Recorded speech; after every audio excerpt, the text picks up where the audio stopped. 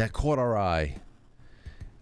He was walking around with this. Hey, that's all we want to know. We just want to make sure everybody's feeling well and you're doing good. Tonight, though, Matt, we are going to be joined by another guest about, I don't know, in about 18 minutes from now. A little bit over that. His name is Sal Greco. Now, I have a lot planned for a night that Sal Greco will be in the studio with us where we can just talk about life as New Yorkers. I believe he's first generation Italian American. His family came over from Sicily, and he was a longtime New York City police officer who, in recent years, faced pretty significant political persecution for his friendship with Roger Stone and his support of Donald Trump.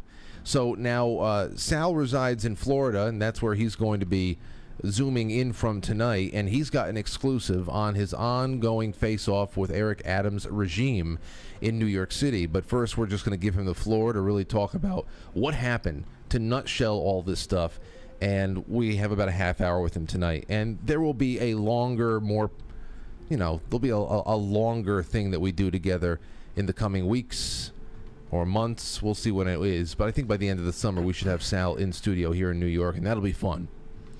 All right, what do I have? Anything to do here in the opening? Yes. First thing up for the grab bag is this. Study finds. Is anyone perfectly healthy? Study finds everyone has room for improvement. Research shows that just 3% of adults show no major health risk factors linked to death. Only 3%, Matt. And you think about all the people who don't even try. That's the thing that really gets me. It's a major sticking point. It's a real soul killer. That people that you just see people that just don't try. New research shows that just 3% of adults show no major risk of health factors leading to death. You've probably heard the lifestyle and health recommendations from various government agencies and health services time and time again. Exercise regularly, eat clean, green diet. Don't spend too much time scrolling on screens. Be sure to get an even 9 hours of sleep daily. Keeping up with all the recommended lifestyle choices for cultivating a long, healthy, happy life can be overwhelming at times. But you know what? Just doing little things every day. That's what last night's show was all about. That was a big-time health. That was a health show last night. When we were talking to Walter Zollner about taking hikes, obviously he is turning that into a little bit of, he's honing a craft of editing, filming, the musical accompaniment. I mean, that is being turned into a craft there too, but it's also an excursion. It's a breakaway from the norm, and it's a vacation for the mind and a good work for the body. So everybody, listen, don't try to be perfect, but just do something. Do something. All right, let's see. Here's a headline for you. From Zero Hedge, bizarre new attack on RFK Jr. He promotes, quote, the ugly message that being autistic is bad. Does he? I mean, it seems clear. This is from Adam Dick at Ron Paul Institute. It seems clear that most parents of autistic children in America love the children, and see great value in children's activities and thoughts. It also seems clear that most of these parents would also prefer that their children could live free from the effects of autism, and that a way is found to prevent autism from developing in other children. That is commonsensical. Yes, I should say this as well. It's not bad. Autism is not an enhancement, and parents will tell you if you speak with them. And I've had many the parents of autistic children call into the show, write into the show, and express to me how it is unforgiving work, how unforgiving the work is. And just to say that it may be preventable is what they say is very an ugly thing, because what could it be all linked to? And then of course they'll say, yeah, but would you rather your children suffer through a week of the chicken pox? It's crazy. But when people in the media are looking for any and every basis to tar Robert F. Kennedy Jr. and his presidential campaign, his dedication to the ordinarily perceived as admirable goal of seeking to reduce the prevalence of autism is twisted by opponents into a vicious perspective. MSNBC columnist Eric Garcia wrote on Sunday editorial focused on Kennedy that, quote, the crux of his baseless claim that vaccines cause autism is the ugly message that being autistic is bad. Right. Because on the other hand, it's a superpower. It's a superpower, don't you know? Notice the language Garcia uses. He does not write that Kennedy says people with autism are bad people. Yet it is misleading that it would make the ugly message designation make any sense. So it's misreading that would make it not any sense. Now here again, let me just say with all this stuff, with RFK Jr., I enjoy what he's doing on the campaign trail just because of the things that he's putting out there in the public consciousness. Other than that, he's a progressive, and I don't know. I mean, compared to Joe Biden, would he be a better president? I think so. I think so. Yeah, but I mean, we're talking. I'm really just into how many times he can say something that you're not supposed to say in public. I really appreciate that aspect of what he's doing. What's wrong with his voice, though? I don't know what it's called. I don't know what it's called. I wish I knew what it. Oh, hold on, you're not there yet. Right. Well, let me get you. Boom and boom. All right, Matt's back up with me now. I don't know what it's called. I did a little while ago, and then it just leaves. But it degenerated over time, and he had surgery to make it better. So to think that it was worse than this is pretty nutty. Here's another one for you. Movie review time.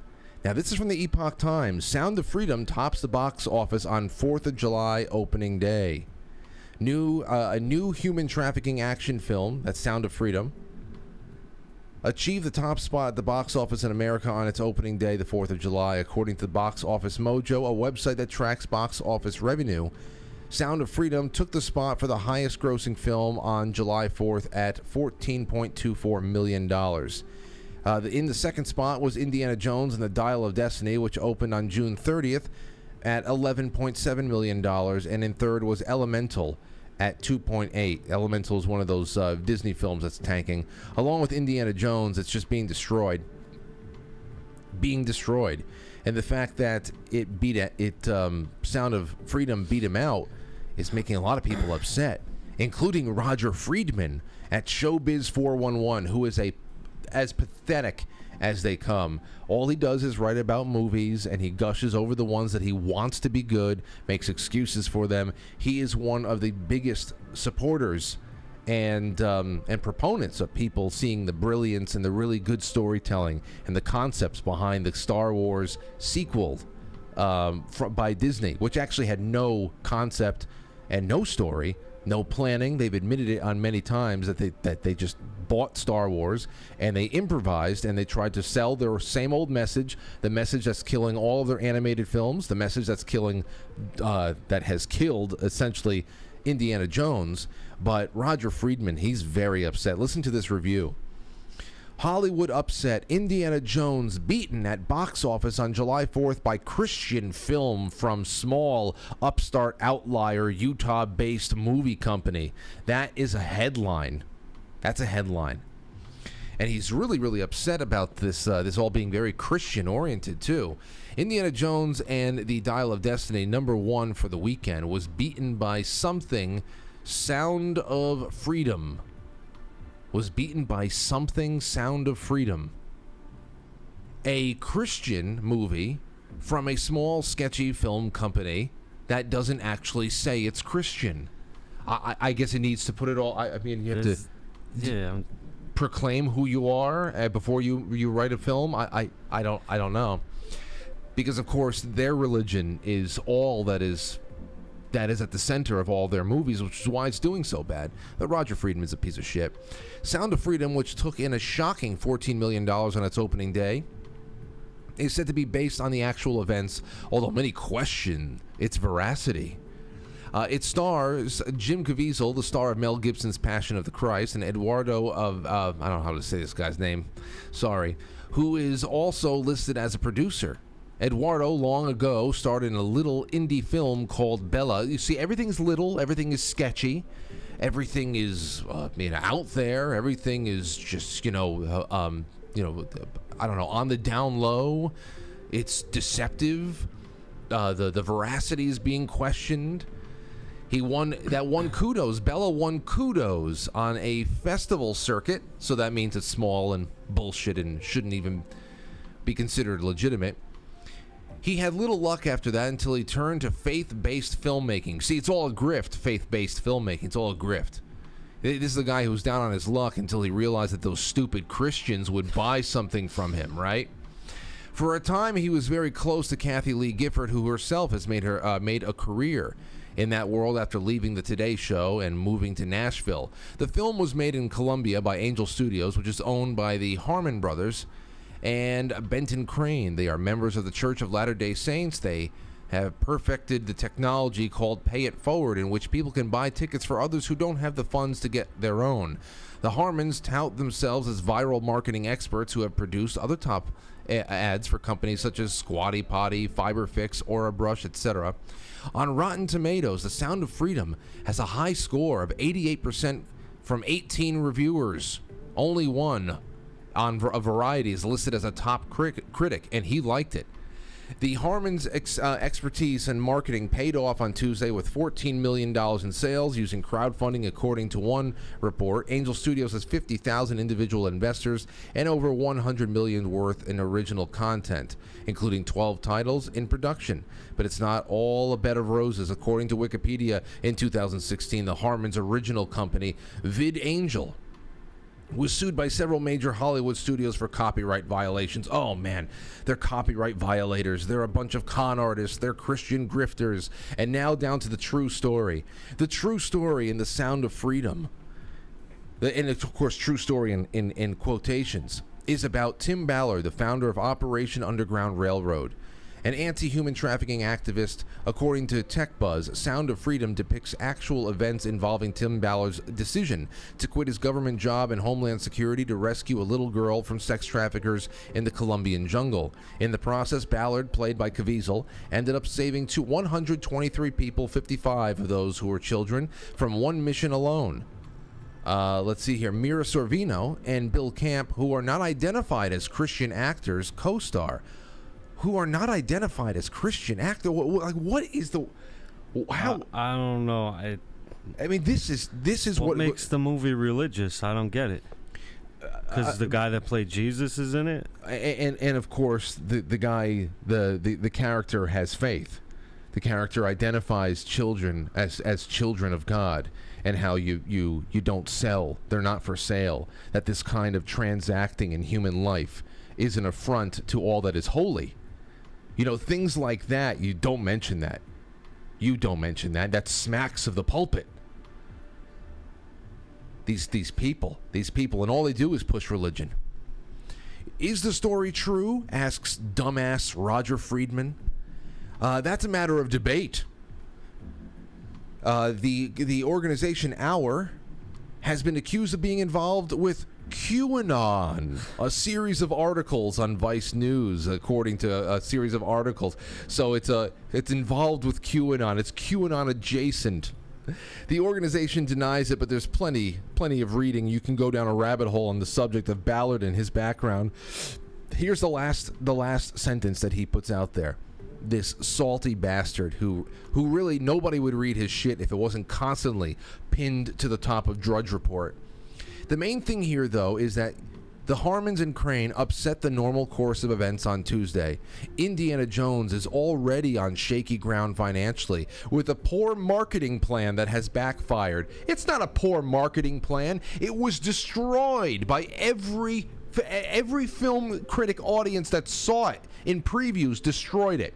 And now that the public is getting to it and they're seeing how it's been totally torn apart by this same tired bullshit message, by the same old destroying people's pasts, destroying people's childhood heroes, having to elevate young female voices who are just completely obnoxious. It's just the whole goddamn thing over and over again. But here's Roger, just just wrestling with reality here. It's already on shaky ground because a really poor marketing plan has backfired. If it was a good film, it wouldn't even need marketing. Not with the money that was behind it, not with the stars that were involved. It wouldn't need marketing. It would need a couple of good reviews, you dumb fuck. Now, and here's the last thing. As if it was bad enough that Indiana Jones was hampered by bad marketing. Here's the last line here. Now Disney has been embarrassed by Angel Studios, an upstart outlier that stole their thunder. Stay tuned. Wow. And it's not, he's to not be outdone. Here's another one. Here's another headline for you. They made this movie in like 2017. Yeah. And it's been stonewalled for 5 years. Sound of Freedom headline. Sound of Freedom, the QAnon-adjacent thriller seducing America. Jim Caviezel stars as a hero trying to stop child traffickers in a paranoid new movie, turning into a surprise box office hit. Paranoid. A paranoid. The idea that children are being stolen. People of all ages, but especially children, young infants even, are being stolen and trafficked and mutilated. I wonder if this guy's review of the movie The Whale was. Isn't that movie about some gay guy that like swears off God and all that? I bet you he like loved that movie. Of course he did. Because the message is gay, and undue pressure from retrograde Christians that always is worked into the plot there. But it's just incredible. So when you hear stuff like this, go and see the movie. No matter who they write the movie about, if you get a review like this from these people, go see the movie. QAnon adjacent. I can't believe how cringe this has gotten. Incredible. So, all right, that's it. Let's take a really quick break. Start this one off. When we come back, we got Sal Greco with us. Don't go anywhere.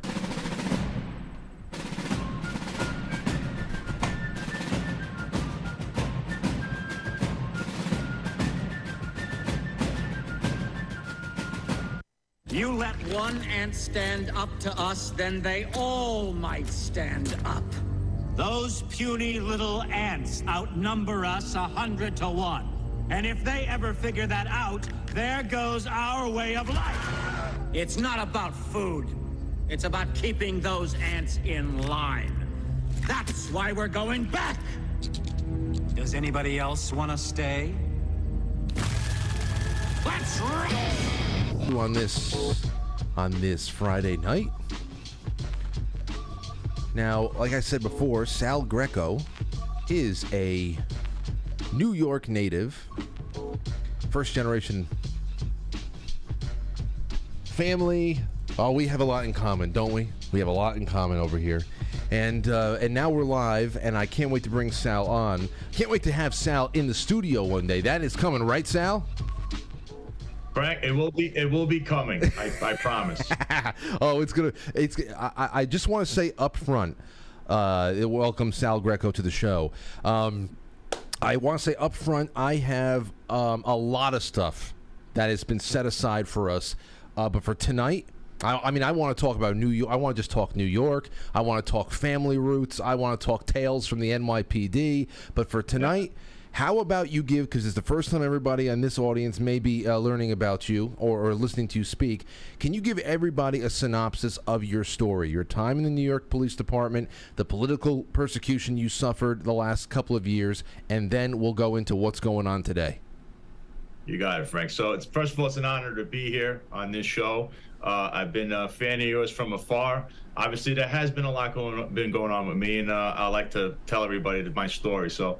Yes, I was a New York City police officer for 14 years. I have an unblemished record. I have over 320 arrests personally. I've taken part in about 1,000 arrests. I've had numerous court cases I've never lost. There was one problem in the New York City Police Department. Apparently, I irked someone that I was friends with, Roger Stone. Now, Roger Stone, if people don't know who he is, he's been a Republican consultant, political icon for about, I don't know, since the 60s, the 70s.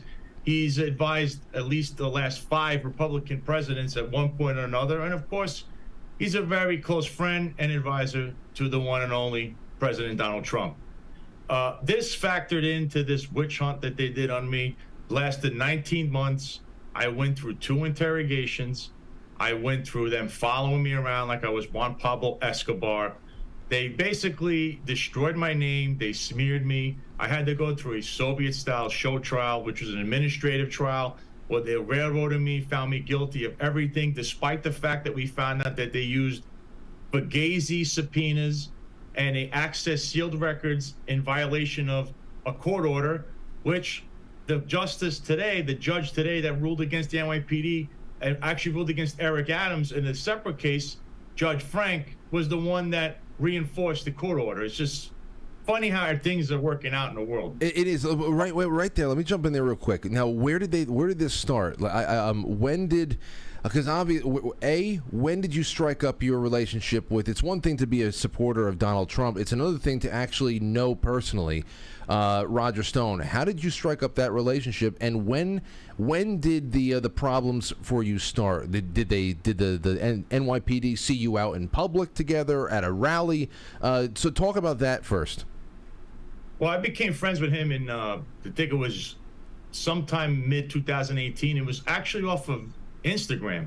I was commenting on some of his posts where, I mean, he would put a post up and like there were people that were, the vitriol on there was unbelievable. They were calling him every name in the book and wishing death. And I would comment and say, what is Roger Stone? What does this man have done to you to even warrant saying anything crazy like this? It was borderline criminal. I'm going to be honest with you. And he ended up actually messaging me and saying, hey, thanks for, defending me and sticking up to me. Like, where are you from? Are you Italian? I saw your name is Greco. No, I'm Sicilian. And then, I mean, the rest was history. We struck up a conversation. We had a lot in common. He actually, at the time, also lived in New York City. And then we had, I met up with him and Nidia. I met his wife, Nidia. We had dinner. And then from then on, it was, we became really close. I mean, his son is a cop, just like I was a cop. His daughter is a nurse out here in Broward County. I mean, it was just like a perfect thing. I mean, it's like 2 paisans hanging out. That's basically how it's always been with me and Roger. We're really close. But they got irked at this whole thing because I think it has to do a lot with the president. I mean, we understand how, at the time, Bill de Blasio, his real name is Warren Wilhelm. He's now, you can find him on Bumble and Tinder. But no, he is still married. So at the time, he was the mayor, and his agenda was anything anti-Trump. And they started looking into me in about January 2021, so right after January 6th, because the original letter that someone wrote about me, of course, I know who this cop is. He's a disgrace to the job in a uniform. He wrote that I was security for Roger because I saw that I was with Roger for his sentencing. I went to court. I mean, you have to understand that I'm his family friend. We're almost like family without having blood ties. So anyone could be familial to anyone. Just that's how the courts have ruled. So Roger, I would say, and he would say, I'm his family. So I was at the court with him. I was with the family. I was there when no one else wanted to talk to him, and they thought that he was really bad because they thought he was going to be, he was railroaded, that he was going to be found guilty, and all these things that the government claimed. I was there for all of that. So yes, I was pictured with him publicly or pictured with him at the sentencing. But no, I'm not his security. I'm not uncompensated security, some made-up term the NYPD came up with, which is That's ridiculous. What it was? They thought that you were acting as uncompensated security for a political figure. That's one of the charges. That was one of the charges they said I was guilty of, uncompensated security. But it's okay that Eric Adams was security for felons, along with your disgraceful police commissioner right now, Ed Caban, who's done security for about 20 plus years since he was a sergeant. But that's a whole nother story right now. So they saw this picture, Frank, and from that picture, this guy put it in a letter that stated I was his security. From that moment on, that was the first, there was an investigation going on since October of 2020 in regards to me being security for Roger.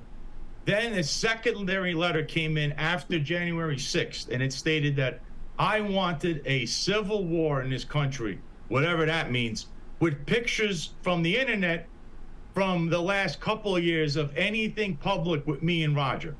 None of these pictures belong to me, of course. There were nothing from my social media or anything I had because I was always private. And they then drummed up an entire witch hunt off of this. And the most disgraceful part is the guy that did this investigation, this disgraceful cop who's still in internal affairs right now, his name is Sergeant Orenstein, who used a Fugazi subpoena. And what I mean by this, Frank, is that in the subpoena, when they originally interrogated me, they only said that I was his security and they wanted to know if I knew anything or was involved in any nefarious acts that day on January 6th, which obviously everyone should note that me and Roger never left the hotel. So I don't know anything that happened that day. I feel sorry for the people that got involved or they have their own cases, but I don't know anything about it. I was at the hotel. So they started in with that, Frank. And then from there, they asked this question over and over again. If I was his security, I was his security, I was his security.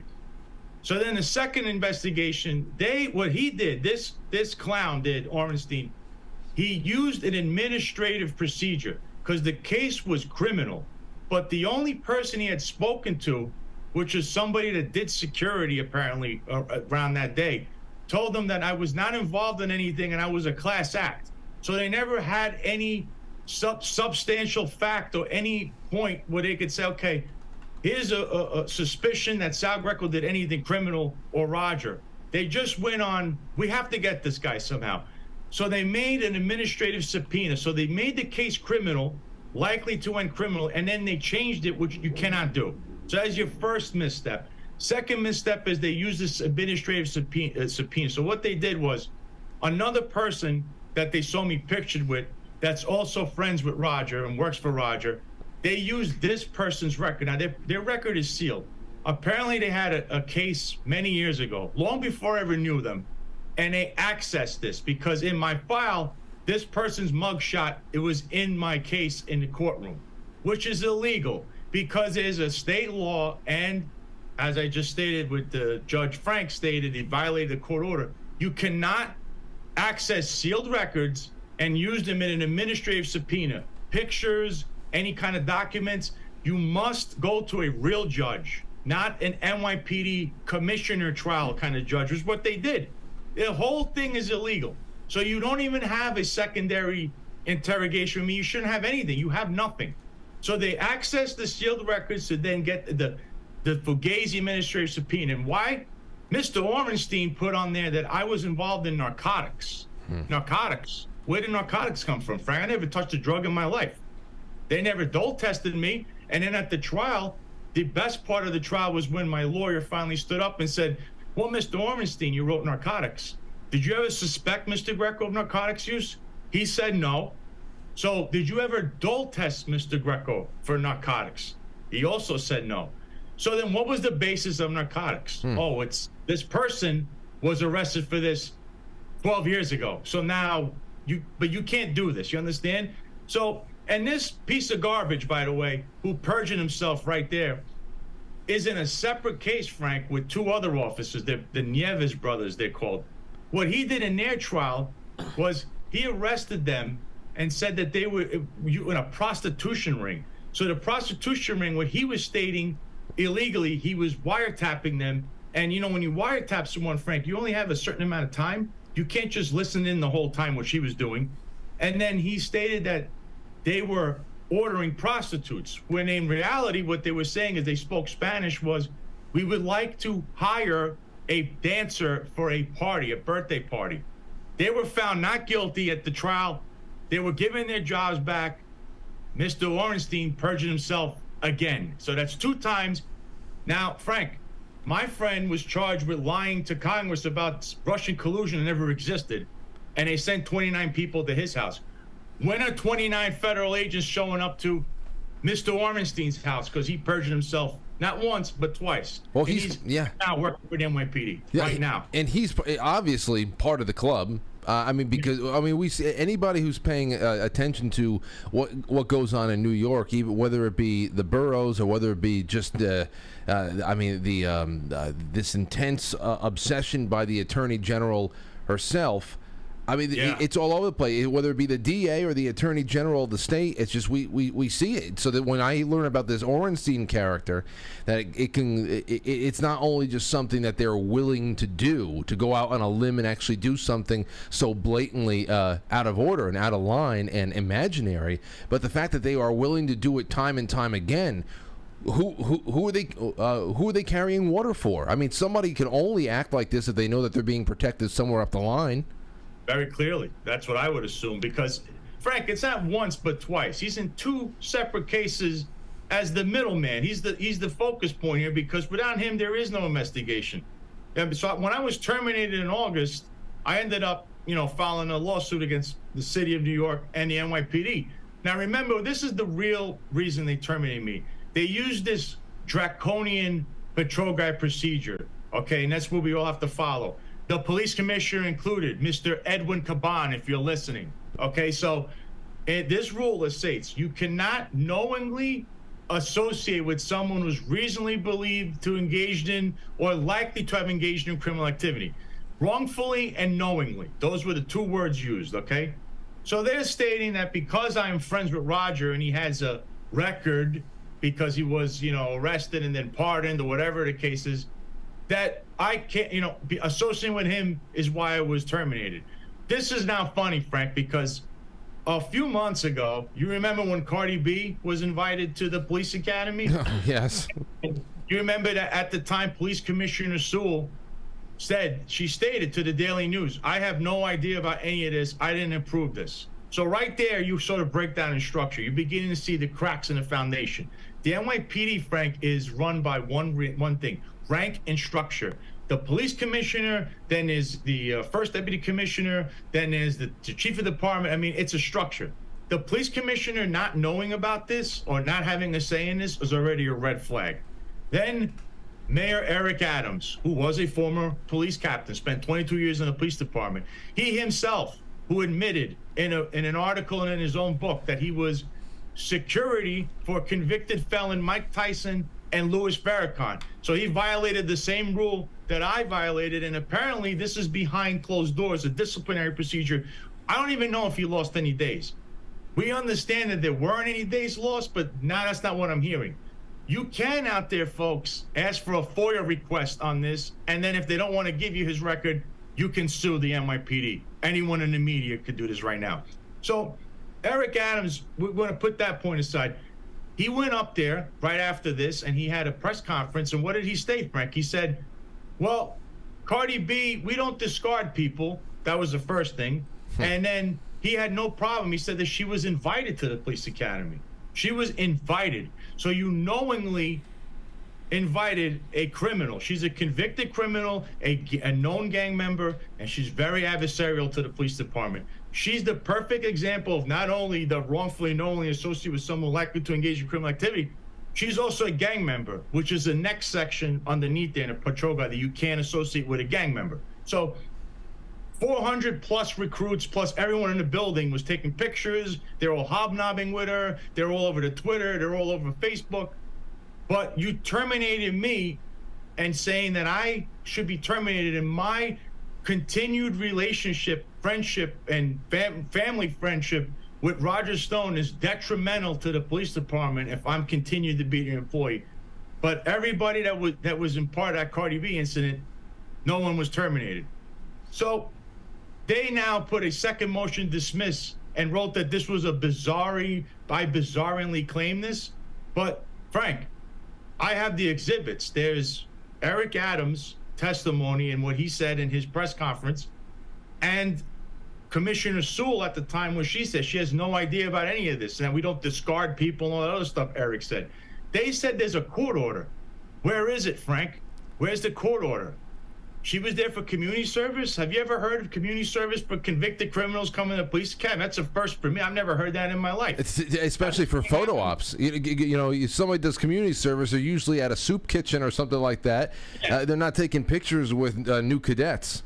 There's no evidence of this. They never produced this. So that's where we're at with this part. With the motion to dismiss is now in the hands of my judge, Judge Block of the Eastern District, 2nd District of New York. He's actually the senior judge in the district. So That's where we're at with that. But now the future arguments and what's going to happen from that point. Frank, he just appointed Ed Caban, who was the first deputy commissioner. Now, there's pictures online, and we'll get into this. So his brother, he has multiple brothers that were on the job. Two brothers that we know of. Reuben Caban was a lieutenant. He did almost 30 years on the job. He had to retire because my lawyer successfully sued the NYPD because he had a sexual harassment case against a female cop where he did some crazy things. His brother Reuben sent her nude pictures or something like that. It was, you could read the article yourself. It's kind of disturbing. Other brother was James Caban. Jimmy Caban was a sergeant in the late 90s in the NYPD. He was arrested because he had handcuffed a cab driver and was beating on this guy in the car. They arrested him and they charged him. Eventually it was a hung jury and he terminated him for this one incident, which is, I mean, I don't even know how you could defend that. Later on, he was deemed the slumlord of the Bronx. You could actually put his name in. He's a terrible landlord who once again was rearrested, had a warrant out on him, and spent 30 plus days in jail. So by definition, his association with his brother, who's likely to have engaged in criminal activity, would violate the very rule I was terminated for.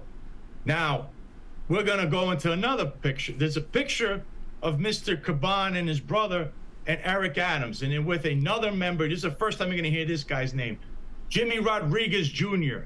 He's the owner of a restaurant called Consofritos, okay? It's uptown in the Bronx there, okay? Jimmy Rodriguez Jr. in 1998 or 1999, you could look this up, is an article in New York Times. He tried to run over his wife and was arrested for this. Therefore, he is likely to have engaged in criminal activity. Who was he pictured with just a few weeks ago? Ed Caban, James Caban, Eric Adams. Ed Caban is well known to associate with numerous criminals, not just this guy, Jimmy, not just his brother. There's many criminals that he's hung out with. This place, Consofritos, look it up. Who knows if that place is being watched right now? But that keeps coming up, these places, and you know, there's all kinds of chatter in the street, Eric. And we understand that there's people that from the New York City Police Department that go to this place. So there's many people associating with this guy, okay? So Eric, he's the police commissioner. The only person that could terminate a police commissioner would be the mayor. He didn't terminate Keyshawn Sewell at that time for the Cardi B incident, which he should have if you use the terminology, what they said about me. And now he didn't terminate Ed Caban, who should be terminated for associating with not only his brother, but at least this guy who owns the restaurant. Okay. And he's pictured with him. Here's what I got. He's on the website too. Go to consofritos.com. Eddie Caban is pictured with this guy, Jimmy Rodriguez Jr.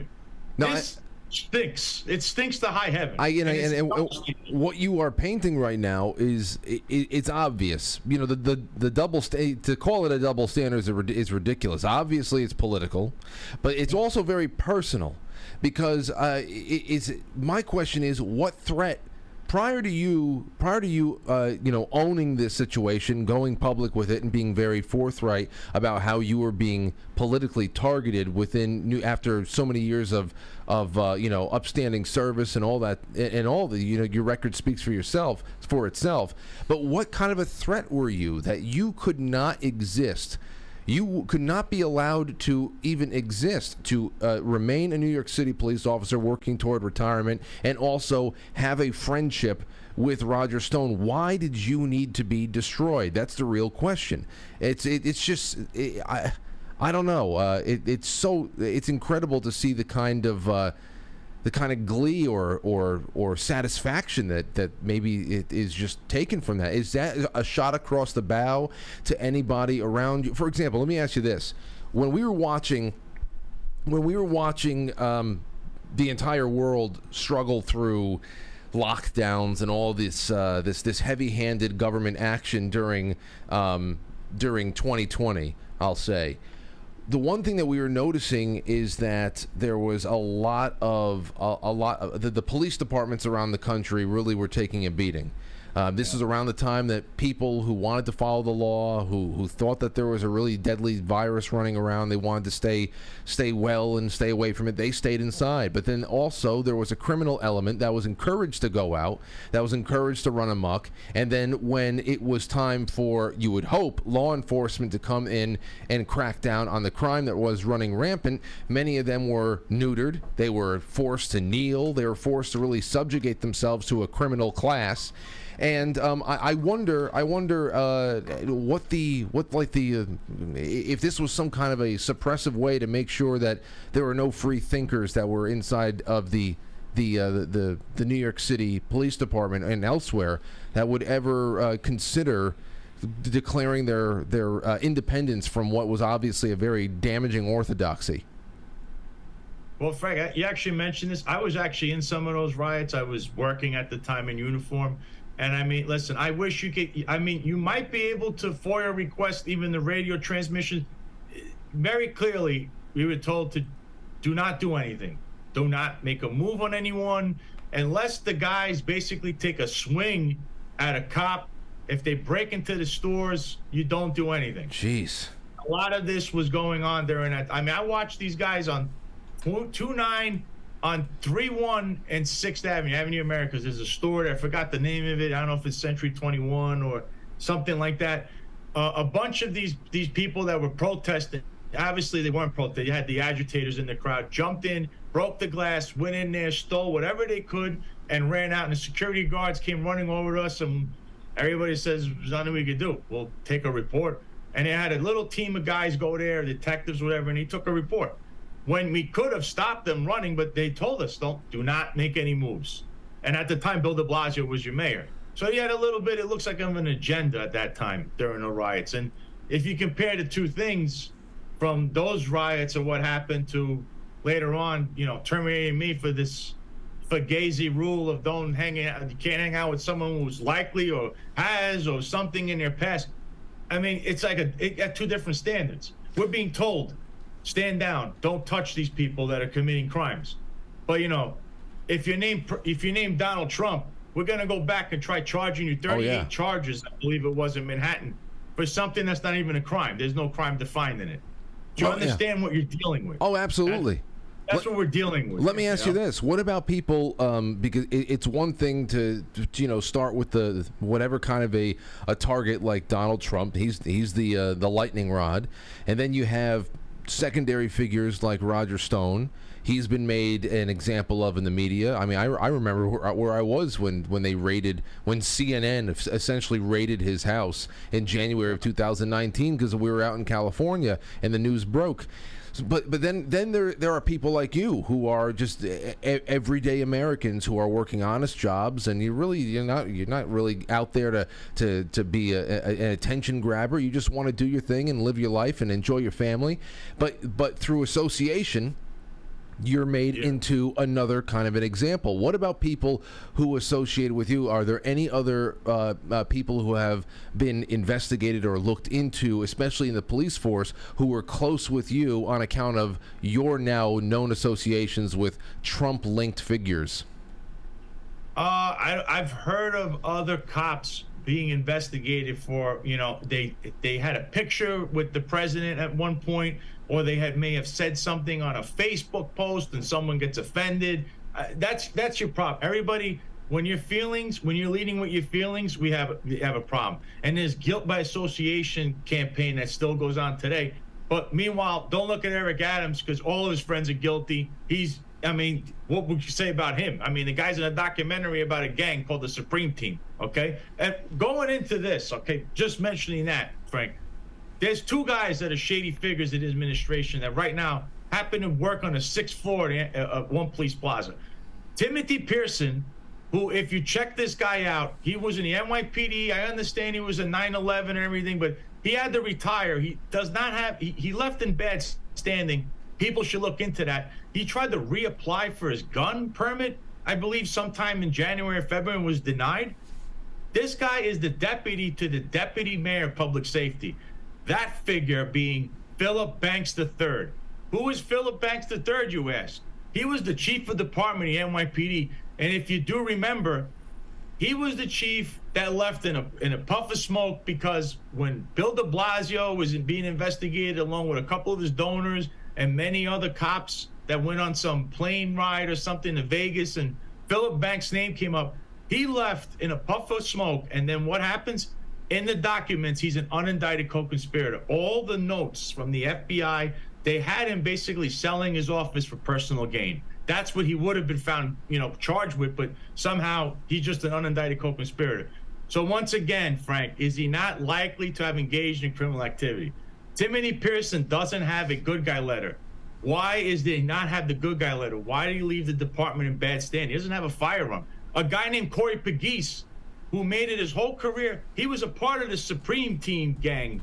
And then they took his firearms later on, and he's suing and all that for that. But I mean, he was a gang member who somehow made it 20-something years in the NYPD. It's unbelievable. These guys all know each other. So Philip Banks, being the deputy mayor of public safety, he's the one that behind the scenes was belittling the former police commissioner just left, Keyshawn Sewell. By all accounts, it's a police commissioner by a committee. It was Banks, Eric, Pearson, and Caban. All these guys are telling everyone else what to do. So Sewell doesn't have the same power a regular police commissioner would have. But Frank, we go back to that Fugazi rule again. Philip Banks, what I just explained, is he not likely to have engaged in criminal activity? Why is the police commissioner associating with him and any other cop even having to walk by this guy in the One Police Plaza? He has an office in the 6th floor. We don't know if he left in good standing or not. We do know he was an unindicted co-conspirator. So Eric Adams, who is forcing the police commissioner to listen to this guy because he's a political appointee, that's a conflict of interest, and there should be a complaint filed with the Conflict of Interest Board in New York City, and then there should be an investigation once again on the police commissioner to ask, why are you associated with him? Oh, Eric Adams? Eric, these people are breaking the rules you terminated me for. Eric Adams is going on the stand in my trial, and believe me, in my case, and he's going to get deposed, and he's going to be added in a lawsuit the minute this gets by, the judge makes a decision. It's very clear and abundantly clear that Eric Adams is the guy calling the shots, whether it's the fire department, the sanitation department, the police department. He's all over the place. I mean, you saw what happened today. 6 people were indicted. I saw that. You saw that article. So 6 people are indicted. What they were doing is it's the 8-to-1 match in the campaign fund. So what you do is you contribute money, and then the city, I believe the state, gives you the 8-to-1 on $250. So they were trying to use public funds, okay, to get into Eric's campaign in 2021. The people that are indicted, unfortunately, one of them, who was an excellent cop on the job, by the way, did over 30 years, who's now facing an indictment. Do you really believe that he's having a fundraiser for Eric Adams, and Eric Adams has no idea about any of this? So the candidate running for mayor is having fundraisers for him, and he has no idea this is going on. Right. None. No one in his campaign has anything to do. Only this poor guy who was raising the money. Come on. So well, this was today's indictment. I know. 6 guys. Oh, and he's had a really, really bad week and a half. I know he yelled at the Holocaust survivor. Then we got this. Mayor Adams slams New York Times over a story that his team doctored a photo of a friend, Robert Venable, a New York City Police Department officer killed in the line of duty. I don't know about that, but he's been having a really rough time. Aside from the fact that he's obviously, aside from taking an opportunity to ingratiate and enrich himself, like everybody does, whether it's a city, a state, a country, people can take whatever kind of palm greasing they can get. He's an empty suit. He's just an empty suit now. What are you expecting as far as pushback when you go as far as promising that in your trial and what you are preparing to go through with here, that Eric Adams is going to have to be deposed? He will be there. Do you expect there to be any more really pointed threats coming your way? Well, Frank, it's funny you mentioned that there was a threat coming away. After I mentioned the part about Caban, and that's just his brother. We didn't even bring up this Jimmy Rodriguez Jr. character. After that, I had a message from an employee of the NYPD that I know and this person who's kind of in the know and knows some retirees, and these retired cops may have some kind of links to Caban and Company, and said, as of today, which was on a Monday, you are now persona non gratis in New York City. Be very careful. These guys are thugs. So basically, if I claim to see you, Frank, I might get, I don't know, whacked by a cop or something that works for Caban, I guess, or Philip. I mean, that's kind of what the gist of what this was going on. Jeez. But, you know, you have to make a decision. You can't be a gangster and a cop. The Supreme Team was the 80s. This gang is a long time ago. These people don't exist anymore. That era is gone. I mean, now if you're threatening someone who has a federal lawsuit against you, I don't know what to tell you. Because there's messages, things are recorded, things are taped. So if you're trying to threaten me, you're trying to scare me, listen, behind the scenes, Eric seems to have like a problem. He has an ego. He's an egomaniac. And he doesn't like what Roger is saying about him on the radio. So he's trying to shut his speech down regarding Eric. His people are crying to other people. That's why I'm not supposed to go on certain radio shows, because and some people that were his friend, he finds out they're friends with Roger, and now he doesn't want to talk to them anymore. Eric has a bruised ego. Eric, you could easily, this could all come to an end amicably, but he just can't do. I mean, this guy's the swagger man, the Joe Biden of Flatbush, and every day he has another problem. And I'm telling you right now, this is his worst nightmare. If this keeps going on, my case, Frank, this might end up that by the time he's up for re-election, he's on the stand against my attorney, Eric Sanders. And believe me, Eric, my attorney's licking his chops, knowing he's going to finally have Eric Adams, who they know he knows this man for many years. They've even worked together in NYPD. Having this guy on the stand, having the answer for all of this fugazi stuff that he's doing, not only personally, what he's done when he was on the job, and how he's handling things, and how he terminated myself. This is going to be an epic battle. Oh, it is. And that's why if people want out there, look, I'm not doing this just for me, Frank. This is for everyone. This is an epically corrupt mayor, an epically corrupt police department. It's the largest police department in the world. You have an administration that really, everywhere you look, everyone's getting indicted, whether it's a bishop, whether it's the guy working in the food for the schools last week. Now you have these six poor guys getting indicted. This is an epically corrupt time in New York City. And I'm fighting this entire corrupt system, and it feels almost like I'm by myself. It's not. I know people are praying for me, but look, you can't just sit on the sidelines. What I'm asking is people go to my website, go to salgreco.com, hit the support button, and that's how you can help me. Because it could be further legal action I take. But I've lost almost everything, Frank. I had to fight the January 6th committee. I had to hire a lawyer for that. I had to hire my lawyer I have now. I had a lawyer before that. I mean, all it is lawfare. And in the end, they bankrupt you. They take your money. They took my pension. They took everything from me. I was going to ask you about that. I know that you're at least in friendly land right now down in Florida. Yeah. I see you taste testing all of the pizza in Florida down there. Is there anything that's comparable, real quick? Anything that's comparable to up here? Well, I do like this place. It's my friend's place. It's called Patricia's. Patricia's is in Oakland Park. They're also in Staten Island. There's numerous places.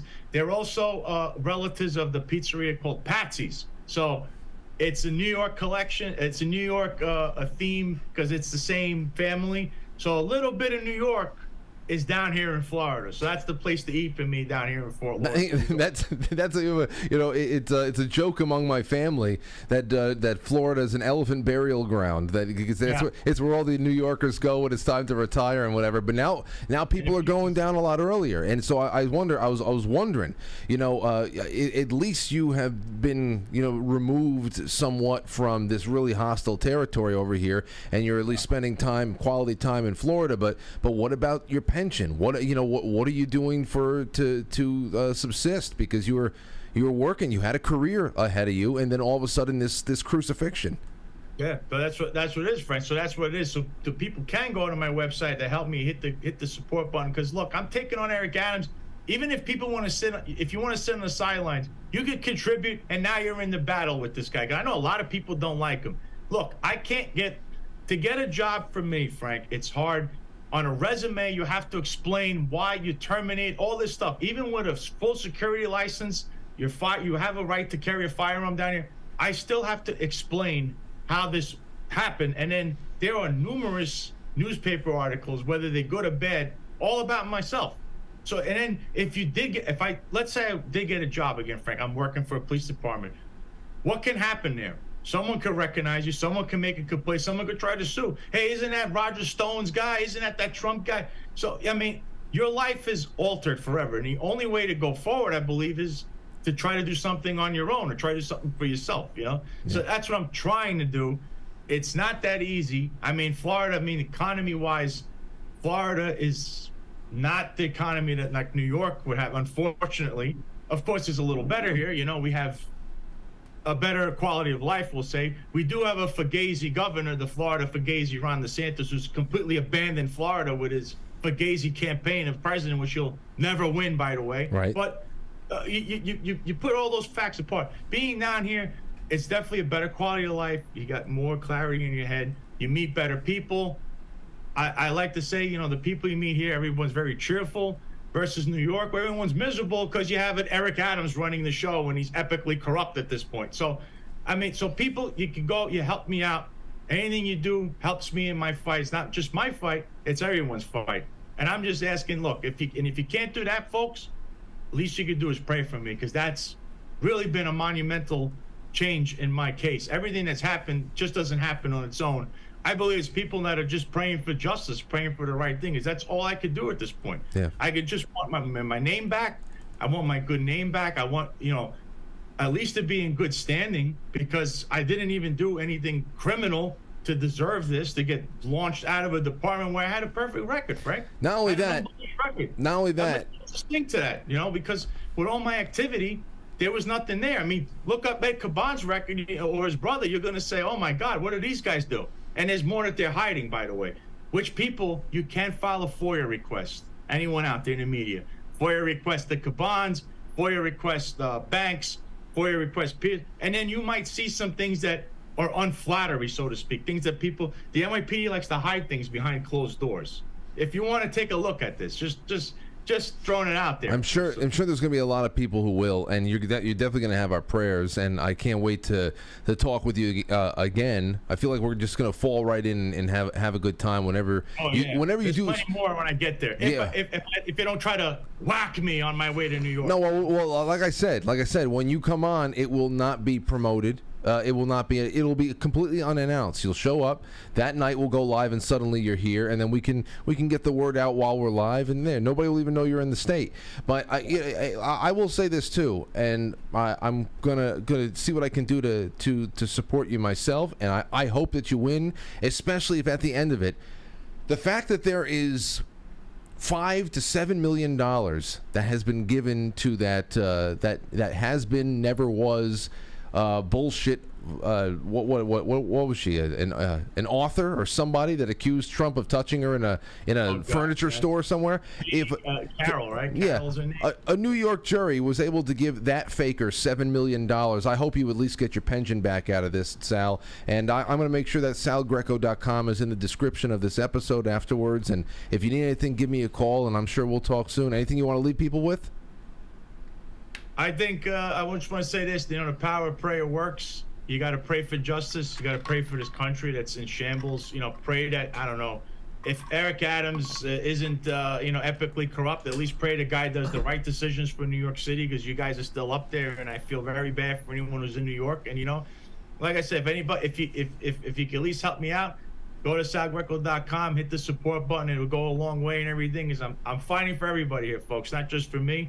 And if you can't do that, at least pray, because praying, the power of prayer does work, Frank. Thank you so much, Sal, for coming. Hey, Matt, I mean, you're going to meet my buddy Matt over here when you come in, and we all hang out on a Friday night. But, Matt, you have anything that you wanted to ask Sal in the meantime of his story? No, not right now. Okay. Well, anyway, we're going to have a good time. And in the meantime, you keep soaking up all the sunshine down there, Sal, and we'll talk off air.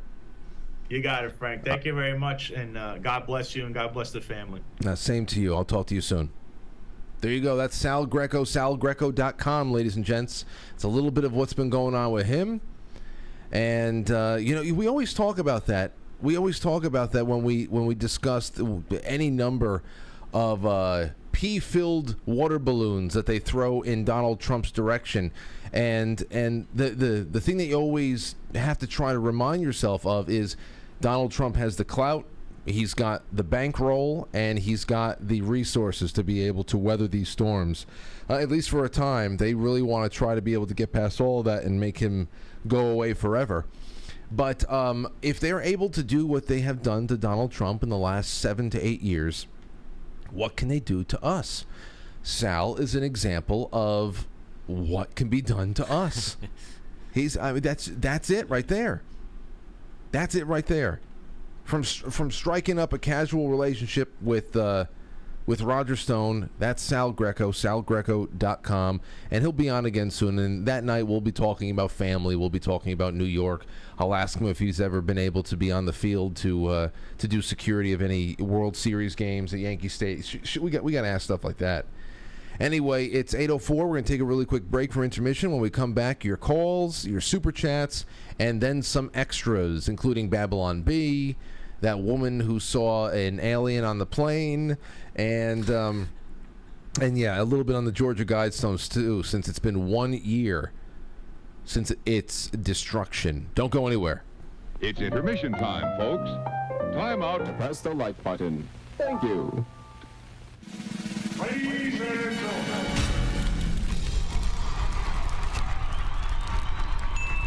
We're now entering, quite frankly. Quite frankly. Quite frankly. Quite frankly. Quite frankly.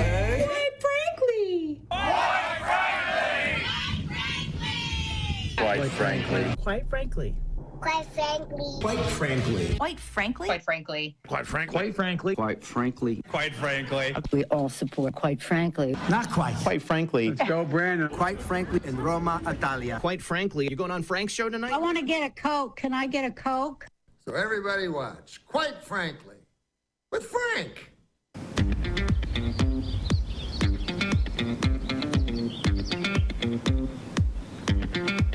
Quite frankly.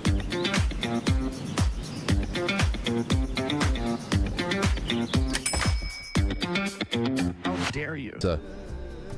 I like pizza. Do you think everybody would enjoy hearing us eat like that, with no conversation whatsoever for an hour? They want to see what real New Yorkers look like when they eat pizza. That's it. That's it. Then they can say that they know. I've seen it. I've seen them. I've seen New Yorkers eat pizza before. No, I've seen it. It's true. It's true. All of it. All right. So what do we do now? Let's go to the super chats. See what people are saying. Stowstube, thank you so much, Stowstube. Quite frankly, superchat.com. Thank you. Thank you. Katie Sky says, we in the Gilded Chat are tripping out right now. We need you to prove you're not AI, Frank. What is something you would never, ever say?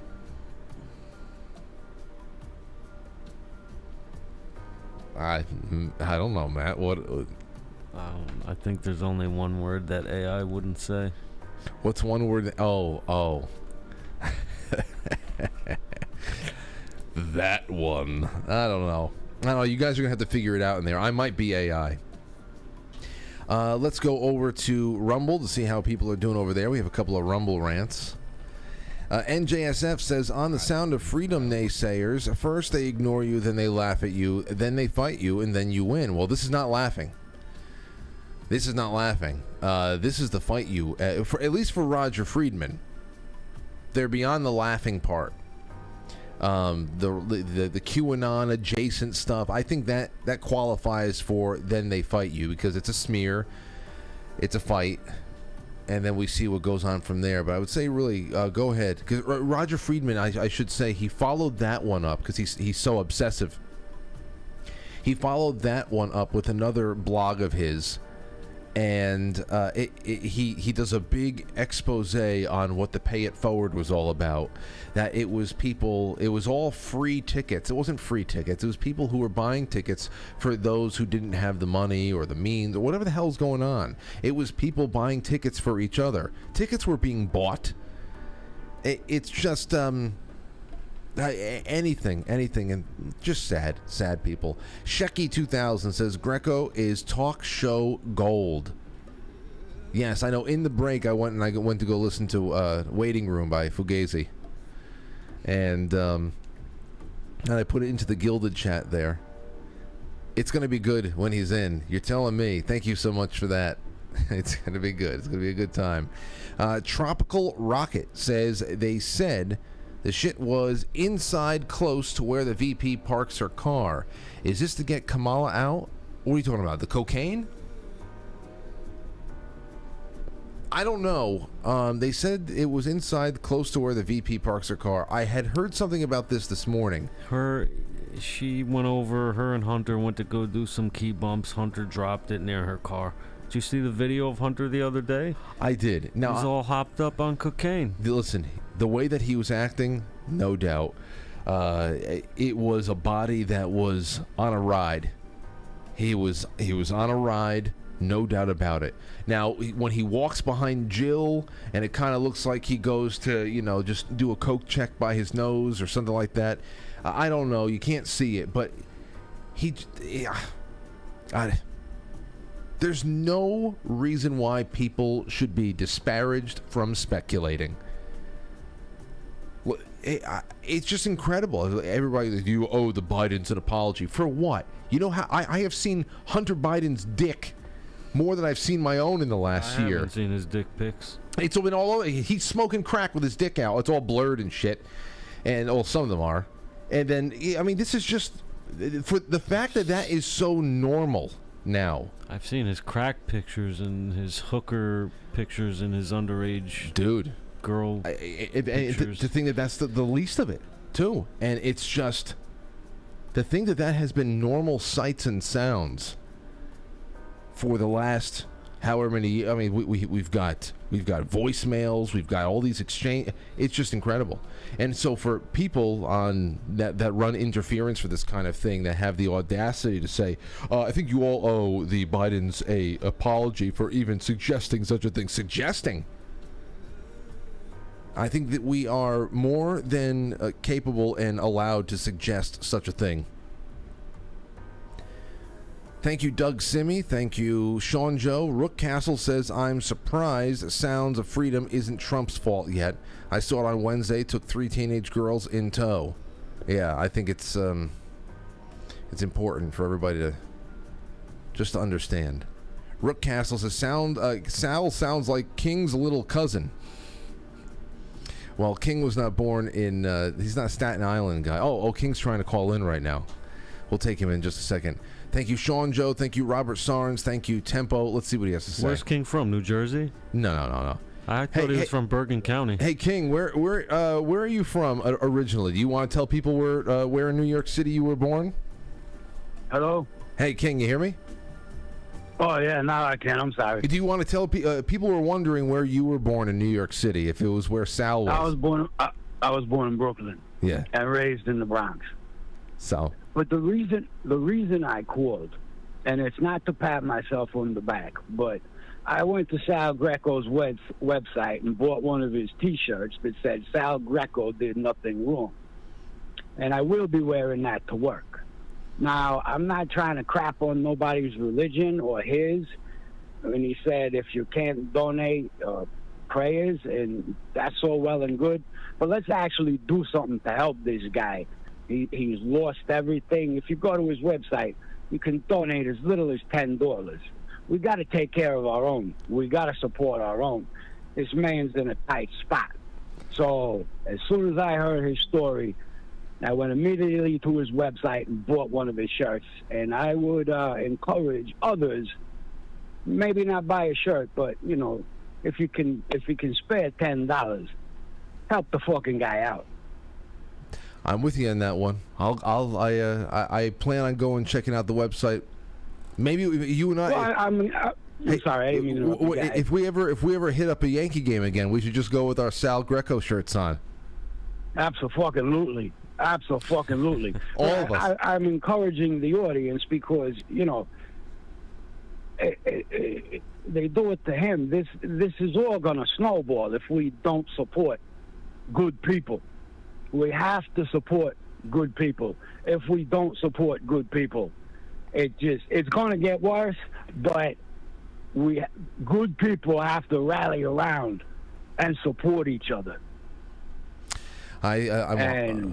This is music to my ears. No, it's music to my ears. It's a great call, and you're right. You're absolutely right. I mean, that's what it's all about, especially in somebody in Sal's position. That's what the whole lifeblood of new media is all about. Anybody that works in media outside of the big corporate circuit, this is what needs to be done in this new world that we're building here. We got to support each other because the old world is fighting back, and they want to take us all down, and they want us to feel pain. Yeah. If they can at least just make us feel enough pain to not want to go outside of the bounds that they have set for us too far, that would be good enough for them. They just want everybody to stay well behaved. Well, and they're counting on people being scared to support this man. I ain't scared. I'll support this man. I'm supporting him, and like I said, I'm not doing it to pat myself on the back and say, "Woo, look at me." I'm just encouraging others to please do the same. Support good people. You don't have to buy a shirt. The guy has a thing where you can support him for as little as $10. That's not a big deal. Well said. Thank you so much. Anything else on your mind tonight?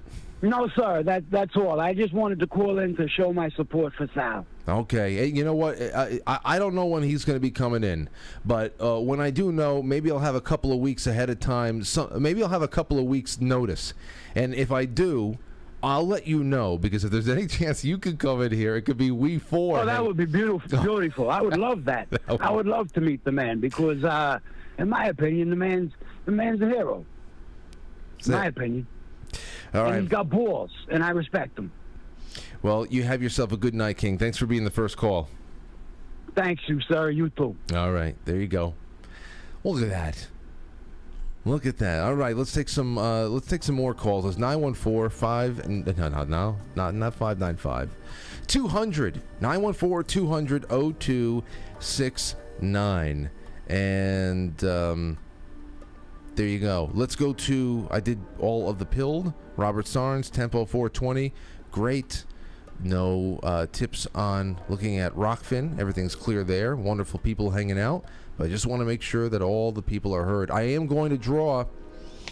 Lauren and Aurora drew the name for the winner of Shoeless Joe and Matt's notes about surviving in a shitty submersible deep under the sea. They drew the name and they sent it to me. So I have not seen it yet. I just took this video and I threw it up right here, so I'm going to do it right now if you don't mind. Here we go. 1 second away. Here we go. Hi, everyone. Good luck. We're going to pick a name now, okay? Okay. So, Aurora, can you reach in and pick out one piece of paper? Okay. Mix them all up. Okay, let's see who's the winner. Good luck, everyone. Phil's WW.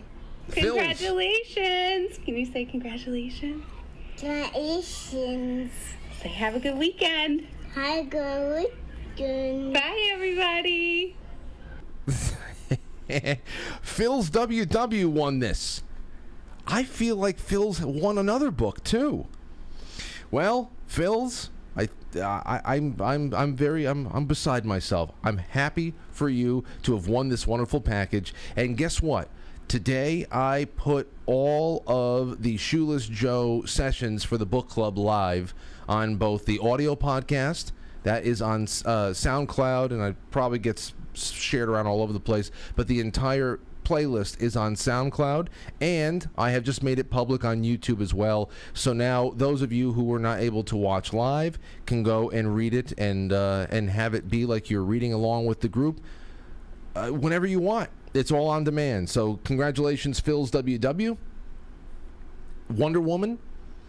And remember, if you want to be a part of all of the upcoming live sessions for book club in August to read Devil in the White City, become a sponsor for as little as $2 a month, a monthly sponsor that gets you all of the exclusive links for Sunday streams, book clubs, and whatever the hell else that I come up with to add value to all of you guys for supporting me in this show. Thank you so much. And go ahead, be a part of August. I love book club. It's done so much for this show. All right, let's take a call from Henry. You're on with Frank and Matt. What's going on? Hey, just wanted to say mad respect for anybody that's going to help take down this bureaucracy, because this is just absolutely, bizarre. Yeah, absolutely. And, so I support anybody, and I will support anybody that has the cojones to, step up and do what it takes to, be able to bring this cabal down, because this is not the country that we were given. It's not the country that, we were left by our founding fathers. And, to make a long story short, it's kind of sad with 4th of July, streets full of smoke from fireworks. And it's like, they're not realizing that it was our founding fathers that, that we're celebrating. And it's like, they weren't dealing with fireworks. I know. They were dealing with muskets and cannons and sacrificed their lives and gave everything that they had for what they have, what we have. And now it just seems like we're shitting on what we were given. You put it into perspective there, Henry. Thank you so much. It's just that there's a lot of symbolism behind the way that we celebrate things like Independence Day over the years, that we've been long. Well, I'm talking generations before you or I were born. Oh, yeah, because it's like Christmas is all about gifts. Yeah. That's not why we celebrate Christmas. It's the birth of Christ. It's just one of those things where it's been a long time, very long, since we've had any kind of connection to the actual sacrifice of the founding and the so-called revolution. It's been very long. And now you think about right now, there is this level, and thanks for the call, Henry, there's this level of warlordship over the country.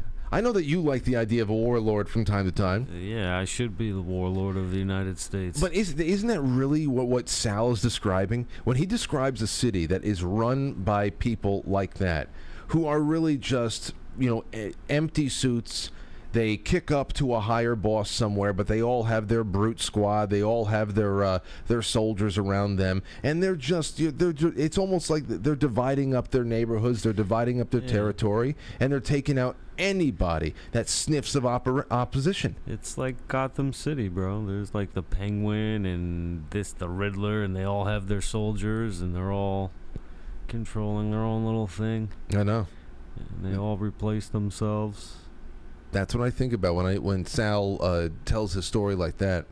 Hey, let's go to some Babylon B, and then we'll take some more calls in a little bit, because I want to do this and the other thing, and I want to put more topics on the table for people. Here's the first one up. You ready for Babylon B, Matt? Sure. All right, here we go. First one up. Where's Matt? There he is. Headline: Rachel Maddow snorts a line of coke on air to prove it's no big deal. That's the length that they would go to. I love it. See, it's no big deal. And her eyes blink 10 times faster. She actually flies away. She creates enough wind resistance that she flies away like a bird. Here's another headline for you. Ben and Jerry announced Native Americans may exchange white man's scalp for free pint of chunky monkey. What is this I hear about Ben and Jerry's? They did something stupid on July 4th or something? Yeah. They just wanted to remind everybody that every square inch of American land was stolen and needs to be given back. Ben and Jerry's with their overpriced shit ice cream. I don't even remember. It's just to hell with it. You know what? Just can you just make it chocolate? I'm reminded of that every day on Facebook or wherever else, that America's stolen land. Stolen. You know what? I'm glad. Yeah. I'm glad we stole it. Good. Can I just say that I'm glad that we stole the land and did something good with it? I'm glad my ancestors were criminals. I just like, if they keep throwing it at us, we might as well just say, okay, fine, yeah. We stole it. I'm glad. My ancestors didn't get here into the late 19th century, the last years of the 19th century, but all right, I'll take credit for stealing it. Here's the go. Ballpark loses some charm after being renamed Corporate Financial Insurance Bank Services Park. It's true. It's true. It is true. I like the cozy named ballparks. I've been rewatching the Ken Burns baseball documentaries from the 90s again. Such great history. Yeah. All those old ballparks. I wish I could smell the beer and the urine all over the place. They have their own name. It's not a corporate name that they had, just exactly like I said. There's not a lot of stadiums like that left. Fenway Park. Yankee, Shea. Wrigley Field. Wrigley. There's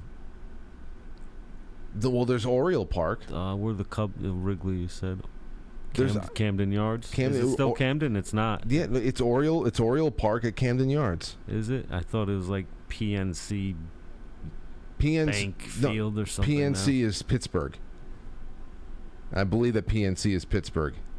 But I remember, the Phillies, that used to be Soldier Field. No, that wasn't Soldier Field. That's Pittsburgh. No, that's Chicago. Chicago Bears, Soldier Field. What was the old Philadelphia Phillies? Veterans Park, or is it still Veterans Park? I don't know. But yeah, I hate the Corporate Financial Insurance Bank Services Park names. Terrible.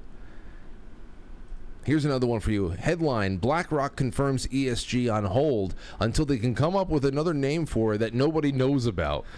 That's what it all comes down to. That's what it all comes down to. All the subsidiaries. Zuckerberg unveils exciting new social media platform for government to censor. We have to talk about Missouri v. Biden, because that was huge. Anybody, you should really listen to this morning's episode of Dark to Light, the morning show with me and Tracy, because this judge on 4th of July that passed down this injunction about what the federal government can not do in communicating with any social media companies for all the nefarious purposes that we know that they're communicating with them for.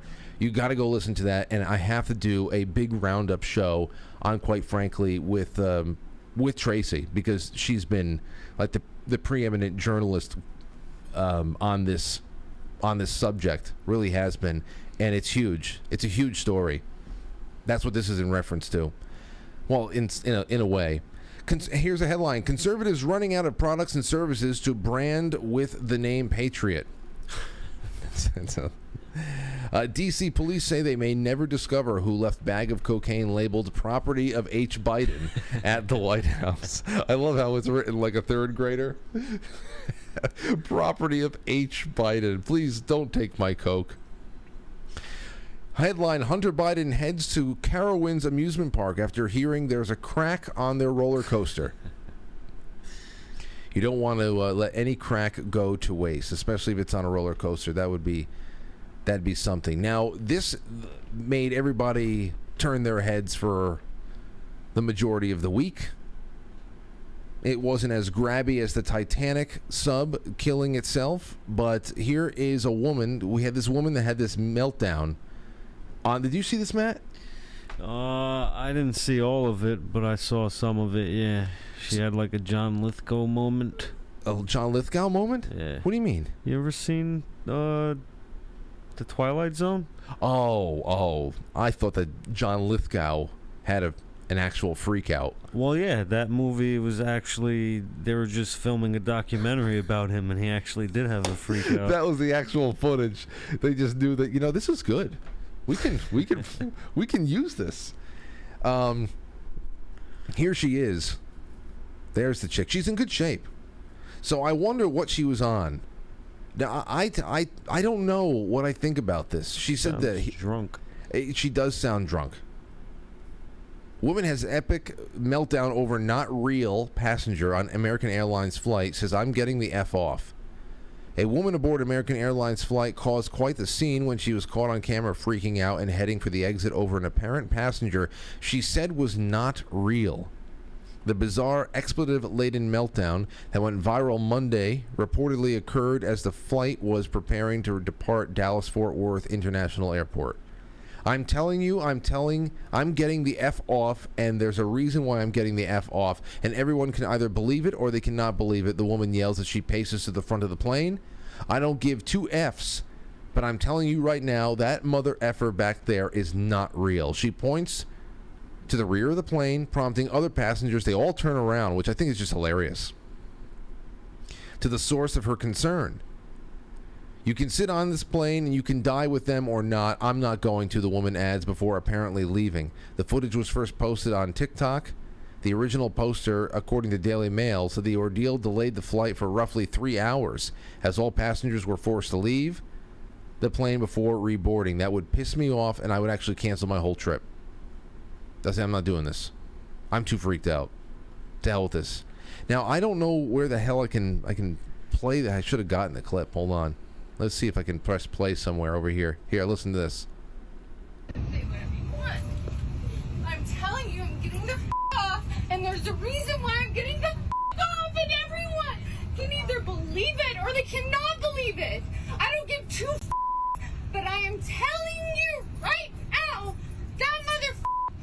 that back there is not real. And you can sit on this plane and you can die with them or not. I'm not going to. Okay, so listen, whatever the hell I said this morning, whatever happened, she 100% believes it. Now, whether or not the inspiration for that belief is that she was sitting next to a shapeshifter, a skinwalker. Yeah, that's what I heard. Or if she was on drugs, or it's a mix of Xanax and a really strong cocktail, whatever the hell it is that was going on there. She doesn't look like she spends a lot of her time strung out. She looks pretty healthy. So maybe it was just that day she over-medicated to get on the flight and something went wrong. Either way, in that state, she's not faking whatever she says it has just happened. But I don't know what everybody speculates about what real, not real means. I would love to know a little bit more about that, but nobody can find her for comment. I would love to interview her. That's why I'm saying she disappeared. But yeah, she freaked out, but she didn't that's not the worst freak out I've ever seen. Is actually she's not crazy, just... Oh yeah, I agree with you on that. I agree with you. You know? I mean, I think it was just yesterday there was another freak out. I mean, there's always freak outs on planes, and they're crazy. I mean, from full on brawls. This one guy yesterday, I saw a video of him. I think he's Australian or something, but he freaked out the guy that's sitting next to him, and then he started rushing to the front of the plane, proclaiming that he was going to open up the door and jump out. I didn't see that. So, I mean, people, they grabbed him, they wrestled him to the ground, and, so that's crazy to that be happening. Exactly, yeah. Plus, they didn't even take off yet, too. So right. She, isn't trying to get off while they're in midair, so. So that's the whole thing about this one. It's not that freakouts at high altitude are not dime a dozen. And yeah, they were still on the tarmac. But it's the nature of what she was trying to express that has made people ask, wait, but what do you mean not real? Were you hallucinating? Is it, I don't know. A demonic air marshal? It's just very, very, very weird. And apparently Carrot Top was on the plane. Can either believe it. That's what he said. He said he was on the plane. That's it? That's all he said? Well, everybody's... Can anyone find the guy she was talking about and interview him? See, these are the very basic things I want to know about. Well, who was she pointing to? Who was she sitting next to before it was time to get up? And I'm sure that there's going to be somebody that comes forward and talk about it. Let's see. It's Veterans Stadium. Now it's Citizens Bank Park. Veterans Stadium, yeah. Okay. Anyway, that's from before. So we'll take calls on that, and I also want to do this really quick thread, and then we're going to go on a quick break, and then it's just calls on the airplane freakout and this thread from Jimmy Corsetti. It's been a year, Matt, since the Georgia Guidestones have bit the big one. Yeah, I remember that. And here's Jimmy Corsetti from Bright Insight. Says the following, says 1 year ago today, the Georgia Guidestones were damaged by an IED in what authorities described as an act of domestic terrorism, yet there have been no arrests and still no suspects. And below is where things get interesting. So there's a couple of screenshots. Georgia authorities have yet to identify suspect in Guidestone's explosion. Number one, despite the video surveillance of the getaway car, no suspects, no leads. Where's this car now? Number two, less than 24 hours after a bombing, authorities used heavy machinery to level it without any investigation by the ATF or FBI. That's something that we brought up on this show as well. Why the hell are they bulldozing this thing within hours? You're telling me you conducted a full investigation on what's going on? So, bulldoze, got it the hell out of there. It was totally leveled because they said, oh, well, we don't want somebody to come by and finish the job or look at a dangerously unstable monument, something nonsensical like that. Well, then rope it off. You know, assign some extra security to it until your investigation is over. But to destroy evidence and cart it off, very weird. Number three, was the destruction of these stones an inside job? Could the Georgia Guidestones have been destroyed by those that created them to cover their tracks? I don't particularly think so, because why would they put them up if they don't want anybody to know where we're all going? Powerful entities today obviously desire to reduce the global population, and the word is out. These stones advocated for forced population control and eugenics. Screenshots from R.C. Christian, a creator of the stones, notice the use of the word legal. So here, listen to this. This is the creator of the Georgia Guidestones. Reproduction is no longer exclusively a personal matter. Society must have a voice and some power of directions in the regulating of this vital function. It is vitally important that each national government have a considered population policy. Irresponsible childbearing must be discouraged by legal and social pressures. And then finally, a reduction in total numbers is essential to maximizing the potential of every human being. Providing even 500 million people with our current American living standards may exceed the limit on a perpetual time scale. So they're saying that, this guy's saying that even 500 million may be too much to sustain that. Now, when I say that I don't believe that it was the creators of the Guidestones, I say that I don't believe that the motive is to cover their tracks, but perhaps it is just something else. I mean, you know that some weight is worthy of being cut, that they will sacrifice things symbolically, especially if they can go and pin it on a person, or maybe it served its purpose and it's just, who the hell knows. We do know that 1 year later, yesterday, this was yesterday, but yesterday in Las Vegas or something, they had the world's biggest television screen. It's a giant ball that was rolled out there. I gotta try to find it. It's crazy what they project on this, including the big roving eye. And then finally, it said these stones advocated for forced population control. Jimmy goes on to conclude they wanted to selectively breed humans like dogs. Conspiracy theory of these stones demise aside, this secretive structure was inherently evil. Anything that involves the future of humanity that is plotted in secret is not for the benefit of all humanity. Here's another little bit. Docility, loyalty, and other desired qualities have been selectively augmented by human intervention and control over the breeding patterns of man's best friend, the dog. We could one day achieve comparable but much more important modifications in our own nature if we were to begin conscious and sustained effort to direct our own genetics. They're talking about changing genetics to make people more docile and more trainable and domesticated like dogs. These are the minds at work behind that very obscure stone monument in an obscure part of Georgia. It's all just so weird.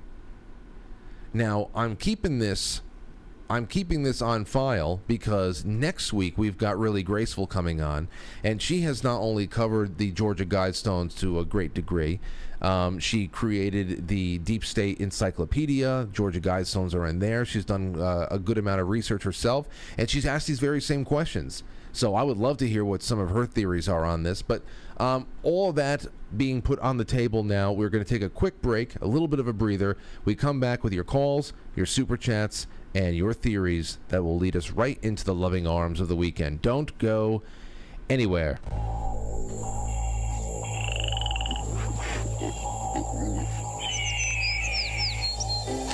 You probably thought this deer was alive, and this coyote was alive, and this pheasant was alive. Nope, they're not. They're dead. They've been taxidermized by Chuck Testa, Ojai Valley Taxidermy. I specialize in the most lifelike dead animals anywhere, period. Look at that antelope driving a car. Nope, it's just Chuck Testa. Oh no, there's a bear in my bed. Nope, Chuck Testa. Hold on a second. There's a leopard feeding on an impala out on my deck. Nope, it's just Chuck Testa with another realistic mount. Shipped to me from anywhere. Call Chuck Testa for the most lifelike dead animals around, period. Did that rhino just order a drink? Nope. Chuck Testa does not taxidermize. Cute little dog you've got there. But hold on. In a previous life, he could have been George Washington. Nice cat. Perhaps Annie Oakley. And look at him. Why, it's Napoleon. Reincarnation. What human being was your pet in a previous lifetime? Master reincarnationist E. David Scott will tell you when you call this number. Just answer simple questions with your touch-tone phone. $1.95 per minute for entertainment only. Under 18, get permission. Call now. Learn who your pet was as a human in a previous lifetime. You're listening to Quite Frankly.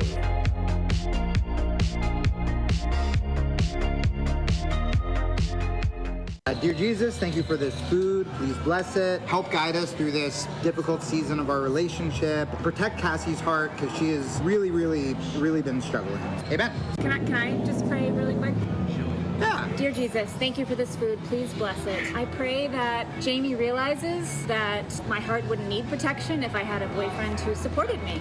Amen. Yep. Let's dig in. You know, I'm just gonna, real quick, dear Jesus, thank you for this food. Please bless it. I'm not quite sure how you can call me unsupportive when I am now working 2 jobs to support you painting. Help my girlfriend be a little less ungrateful so we can go back to glorifying you. I'm gonna do one just really, I just feel like quick. this food's gonna be cold. We have one date for night. this food. Please bless it. Yep. Send Jamie a sign that it's not all about him, that painting should not be in air quotes. Dear Jesus, thank you for this food. Please bless it. I just pray a bus comes and just drives through this restaurant. Heavenly Father, oh, we're doing that now? Okay. I pray that you give me the courage to leave.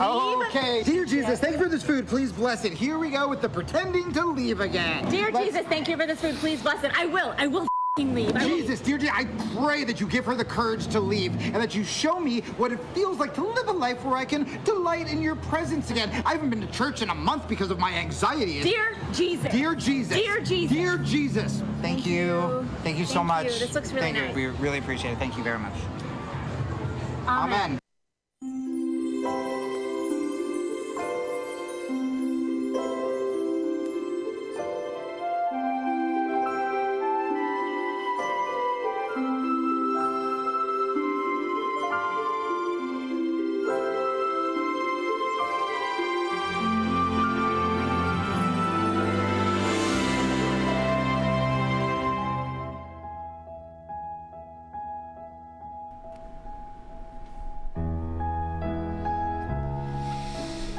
Oh, okay. So, Matt, do you think that it, who do you think blew up the, do you think the guy in the back of the plane was the one who blew up the Georgia Guidestones?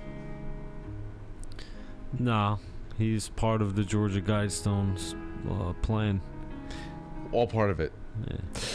Dan Schumann says, do you think that they are in the process of re-chiseling the Guidestones to say something like, and only people with first name Matt can run for president.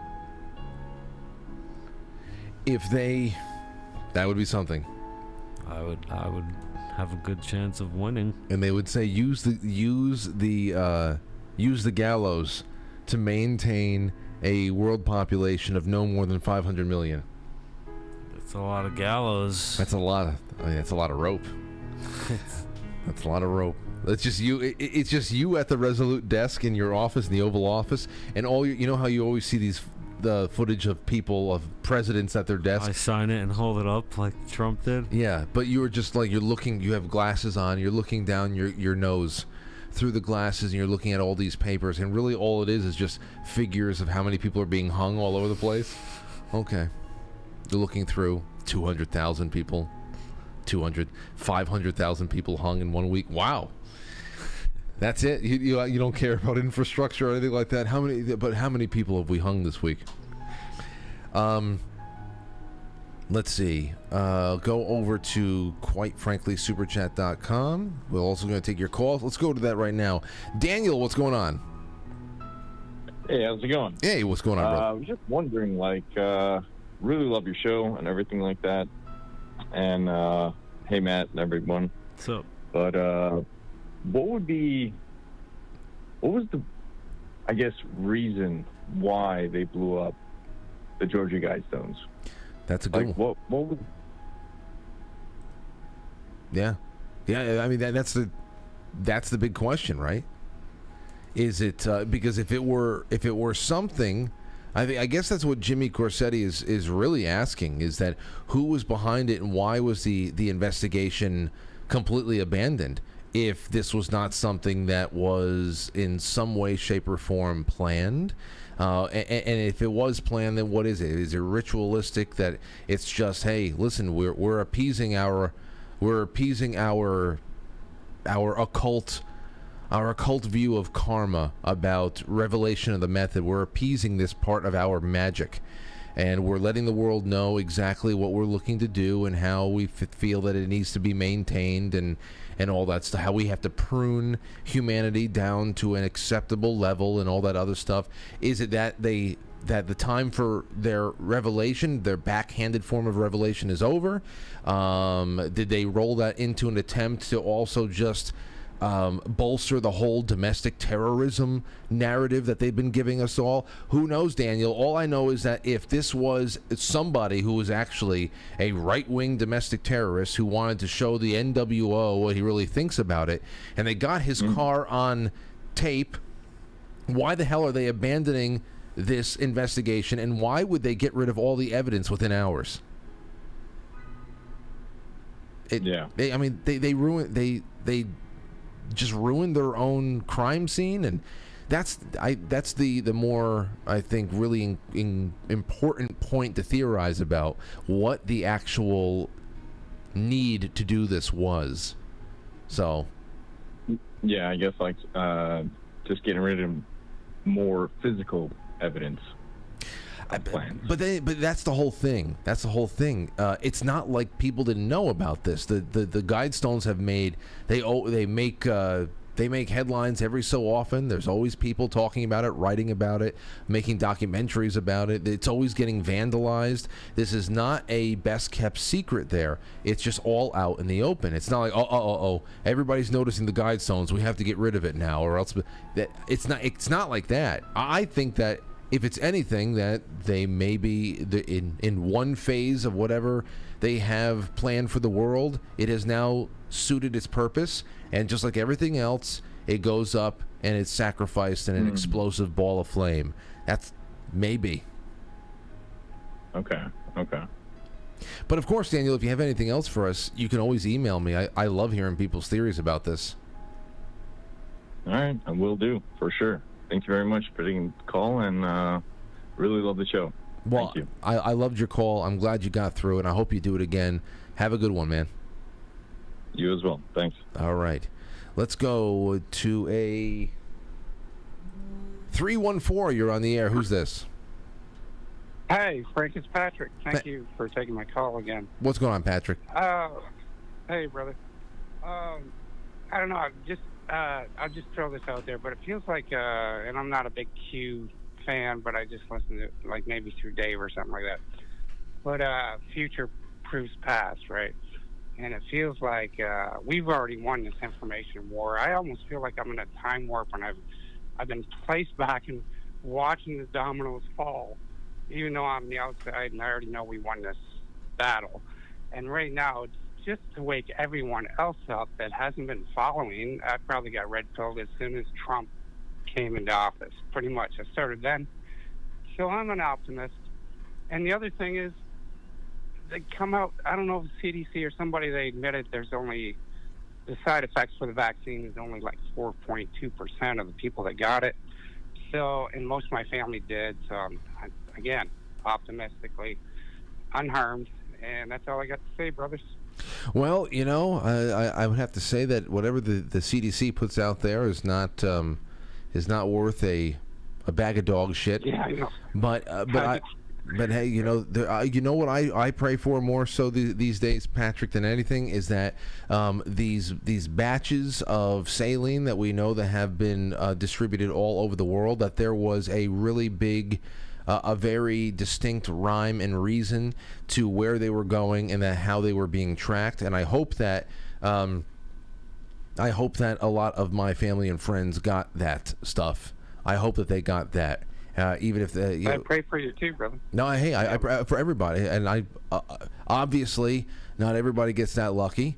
I really do believe that part of at the end there, especially since I've been able to check out all the autopsy stuff from Skip, I really do believe that at least part of that was made more difficult because of all the shots he was getting for work. So there's at least part of that going on that I suspect, and I think that everybody has to just pray against. It may not be something that we can always get through to a family member. It's just one of those things that people are going to be on one side or the other on this thing, and you know, I can deal with that for however many more years, as long as everybody's alive and functional. I know that's not going to be always across the board how it is, but you just hope. Always praying for life here. Albert on Gilded, what's going on, man? Hey. Are you there? Yes, what's up? So, do you know why Jeffrey Dahmer killed all those people? Why? Who cares? He's a fucking psycho, just like the people that put up the Guidestones. Hey, Matt, what's going on? Hey, what's up, bro? That's Dude, that's one way to put it. Go ahead. No, I was saying that's one way to put it, and obviously, yeah. But you know, as far as game planning, doing a little bit of detective work for a Friday night around the campfire here, just wondering, what is it? Did it fulfill its? Obviously, the people, the same kind of people who put it there, had something to do with its demise, or else we would have caught the people already. Yeah, no, let them sit in their little room and jerk off and do whatever. I just want the people that were responsible for this bioweapon to be brought to justice. I mean, that'd be kind of a nice start. But I got even better news. Matt, how about this, dude? 2 with 1 shot. You ever done that without a weapon? Do what? What 2 groundhogs in 1 live catch trap last week, dude. Oh, my yeah. neighbor was like, Yeah, my neighbor I remember. shot 2 with a gun, and I was like, oh my God. He was like, yeah, they were standing too close. And then like 3 days later, I caught 2 groundhogs in the live trap. Yeah, I've done that. I've caught raccoons. I think I've caught 4 raccoons in 1 cage actually once. Because they're all walking side by side, and I put it on like this little ledge so that I know they would all be together, and I got like 4 in 1 shot. I think it's 3 or 4. I'm pretty sure it was 4. Jeez, that must have been really claustrophobic for them overnight. No, they're little. Oh, little tiny ones? Man, you should have seen it, Albert, when Matt was doing animal control for our first studio. He was catching 3 mice to a trap toward the end there when things were getting really bad. And 3 heads under 1 bar? It was incredible what he was taking out of there. He caught. Oh my God. Well, he is the master, right? You know, I was feeling pretty good till he swatted me, but you know, so I had that going for me. But you know, you're the king when it comes to that, so to speak. Hey, I've never caught groundhogs 2 at a time, so you've got something on me. So there. I got so. Yeah, but you match your buddy, so it's like it's still second fiddle. For me, it's a big deal. That is. That's pretty good. That's not very often. We gotta, we gotta talk about something again, Frank, real quick. Is Skinwalker Ranch, because we haven't talked about it. We haven't talked about it in a while, and that is because you brought it up tonight. We're gonna have to talk about Skinwalker Ranch again. I know we whenever we bring this up in the past, it's usually in jest. But after this week on the plane, I think that it's essential that we talk about Skinwalker Ranch again, because there's probably a link to what happened to this woman. Fair enough. All right, guys. Listen, always a pleasure. Enjoy your weekend, and hang the gang of 535. All right, man. Have a good one. Take care, and go buy yourself a Sal Greco shirt. Let's try J. Ray, who's in the first-time callers line on Gilded. Jay, you there? And he bounced right out. So we know that the Gilded is working because Albert comes through sounding like a peach. Shake and Bake was in there the other night trying to train other people how to use it. So it's just a matter of getting accustomed, I guess. Let's do one more. Do I have anything else over here? Alan Wrench says, always a great show. This is on the Gold Pills on quitefrankly.tv. Thank you, Alan Wrench. Captain Flint, thank you. Dark Heart Hemi says, thank you, Matt. Thank you. Rise Attire says, no. See, we didn't steal the land, guys. We fortified it. Go fuck yourself, Ben and Jerry. That's right. We fortified the land. Darkheart Hemi again says, all my support, frankly. Still waiting for a visit of a certain someone who wants to meet my log splitter. And Chai Possum says, God bless the Valburo family. Aurora is so precious. Oh, I can't wait till I get her to call in. I'm going to ask Lauren to, because it's been summertime and the sun's still out, so a couple times a week now, she's going to bed at like at 7:30. She's super tired though, but sometimes it just creeps past 7, and if that happens, I have to have her call in. She gets so mad when I call her names that aren't her name. It's like if I call her Urgle Gru, or if I just call her Roradoo. Are you Roradoo? She said, no. Aurora. You gotta hear it. You gotta hear how she just keeps saying her name, and she can't actually say our last name too well just yet because she can't say the L's very well just yet. So it's just so and R's. It's all Y's. So it's just so cute, and hopefully we can get her to call in this week. All right, ladies and gentlemen, that's all I have for you. Oh, wait, we have a couple more. Ken McNeil Music says, hey, Frank. Hey, Matt. Speaking of pizza, have you ever eaten at Federici's Pizza in Freehold? No, I haven't. I ate there 39 years ago, and, man, I can still taste it. Perfect. Tony Federici's? Yeah. Yeah. Maybe, hey, Tone, if you're watching. He was watching last week, Tony Federici. But thank you for having Sal on. God bless. It was great to have Sal on. And you know what? That's the first time Sal and I ever spoke.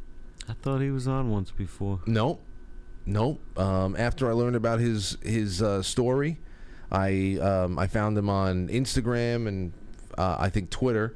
So we became, I just, emailed him, said, hey, would love to have you on. And he said, yeah, well, I knew the situation. We've been talking like in direct message for, I don't know, maybe about 2 months or so, just every once in a while.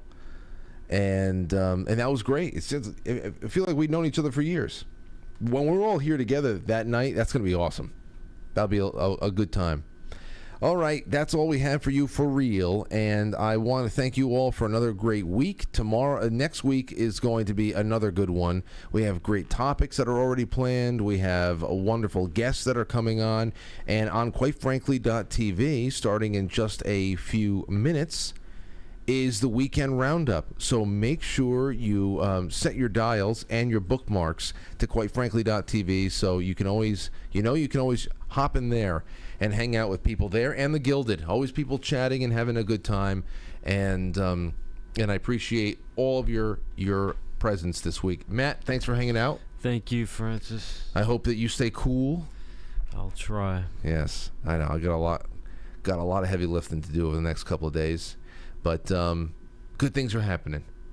Good things are on their way. Good things are here. All right. Goodbye, everybody. Have a good one. I'll catch you on the flip side.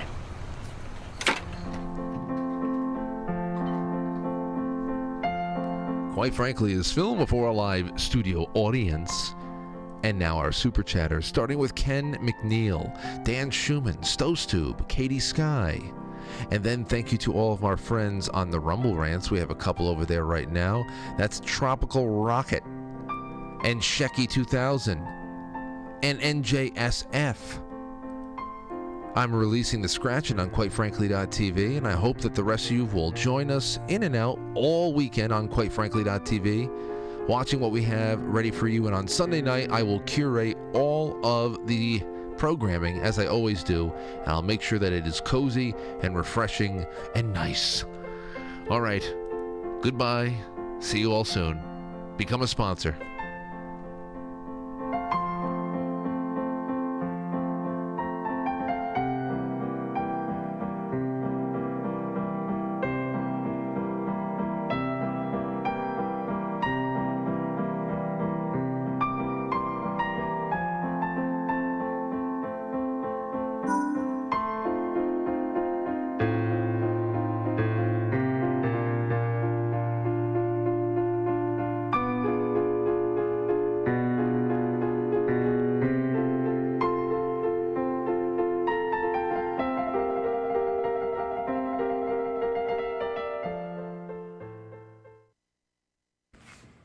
A kitty cat. You're a kitty cat? Your turn. Hello. I'm a kitty cat as well.